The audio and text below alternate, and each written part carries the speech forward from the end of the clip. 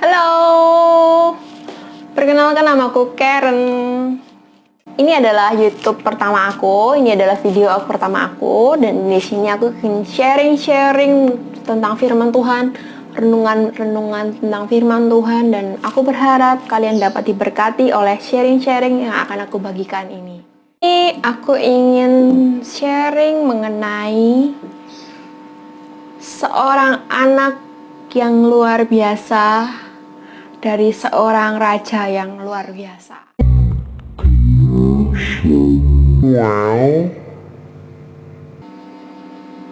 Pasal 12 ayat yang ke-24 sampai 25. Kemudian Daud menghibur hati Batsheba istrinya. Ia menghampiri perempuan itu dan tidur dengan dia. Dan perempuan itu melahirkan seorang anak laki-laki, lalu Daud memberikan nama Salomo kepada anak itu. Tuhan mengasihi anak ini. Dan dengan perantaraan Nabi Nathan, ia menyuruh menamakan anak itu Yedijah oleh karena Tuhan. Ya, teman-teman, ini mungkin jarang banget orang mengenal nama Yedijah. Kebanyakan orang tahu bahwa anaknya Daud itu namanya adalah Salomo. Tapi sebenarnya di ayat ini Tuhan katakan namakan anak itu Yedijah. Sebenarnya nama itu sendiri punya arti dan makna yang Tuhan berikan. Contohnya waktu Abram dipanggil Tuhan, dia diubahkan menjadi Abraham. Waktu Sarai, sebenarnya namanya Sarai, digantikan menjadi Sarah. Waktu Simon digantikan menjadi Petrus, dari yang terombang-ambing menjadi batu kokoh yang kuat. Nah, perubahan nama di sini tuh sebenarnya Tuhan ada maksud tersendiri. Kalau dipikir-pikir, kenapa seorang Daud seakan-akan menolak untuk memberikan nama Yedijah kepada anaknya Salomo?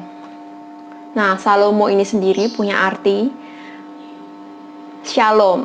Shalom adalah damai sejahtera dari bahasa Ibrani.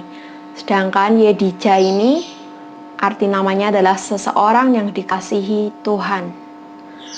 Nah, kembali tadi ke awal, saya menanyakan ke kita semua, apa sih yang kamu mau pilih?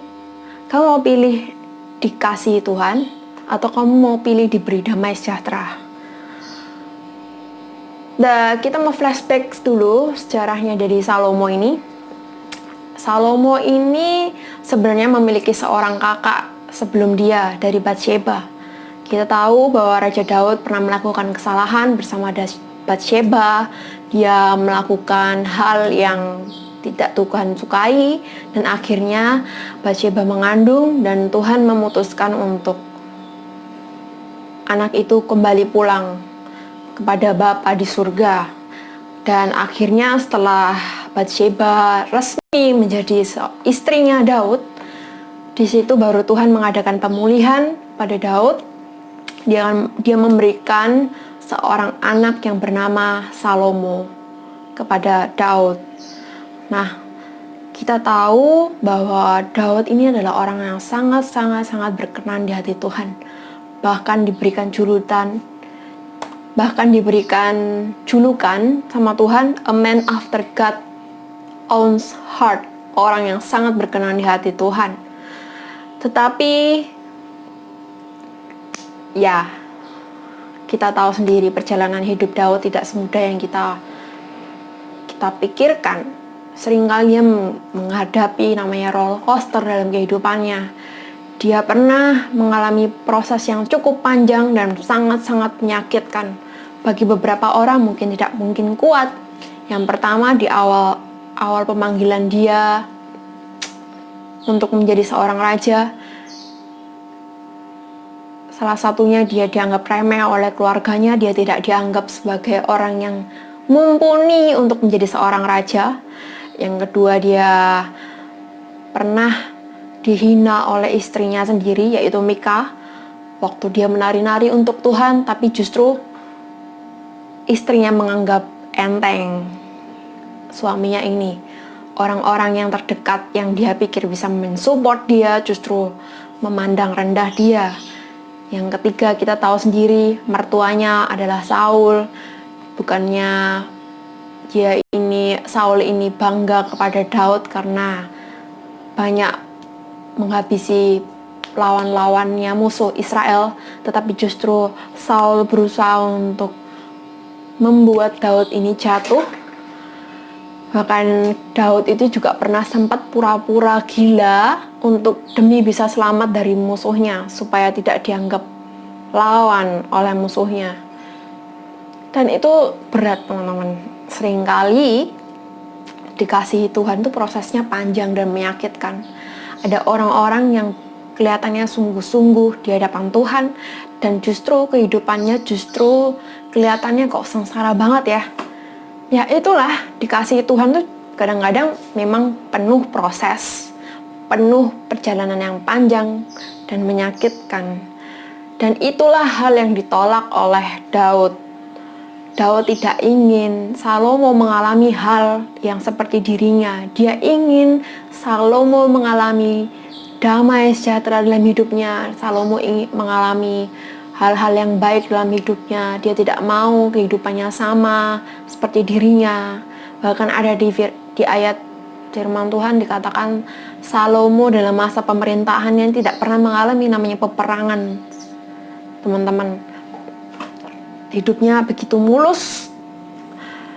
Dan ya seperti itulah yang memang Daud inginkan, sehingga dia tidak mau menyebutkan Salomo sebagai Yedija. Nah,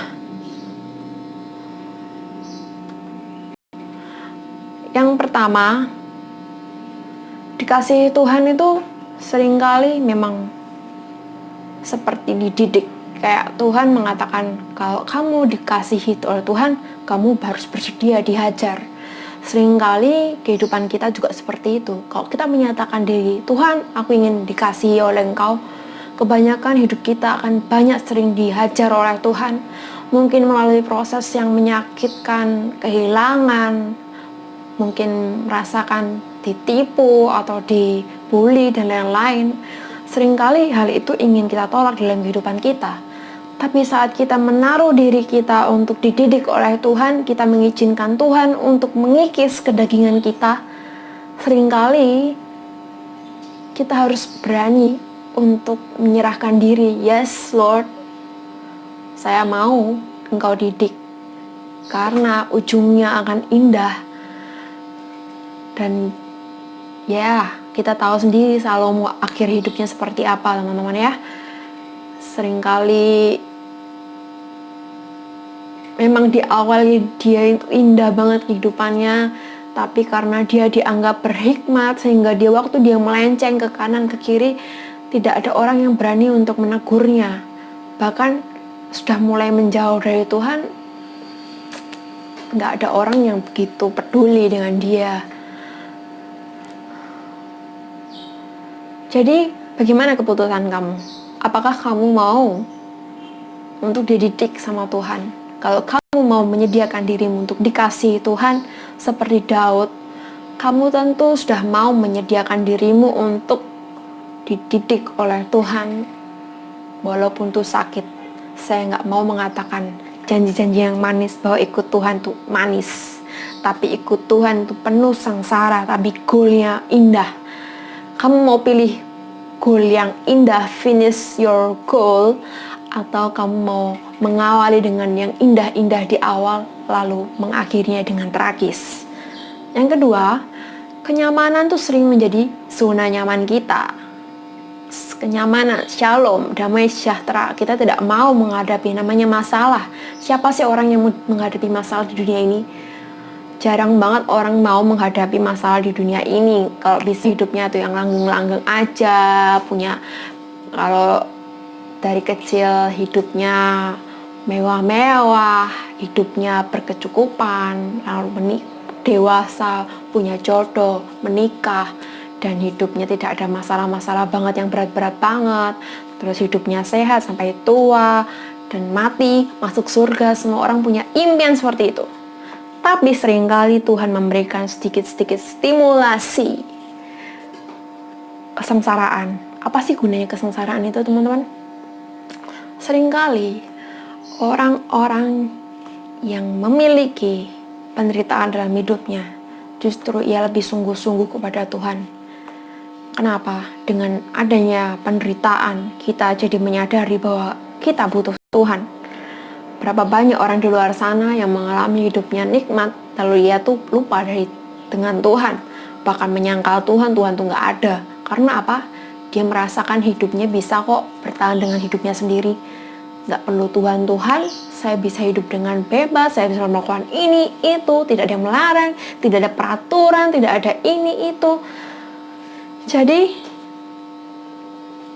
akhir kata dari renungan ini, saya ingin bertanya kepada kalian, saya ingin mengajukan pertanyaan kepada kamu yang menonton YouTube ini. Kalau kamu mau memilih, siapa yang akan kamu pilih? Salomo atau Jedijah?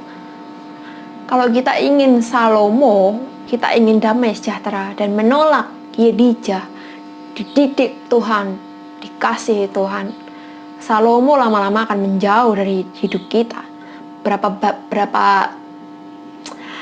Berapa sanggup kita bertahan dengan damai sejahtera yang kita buat.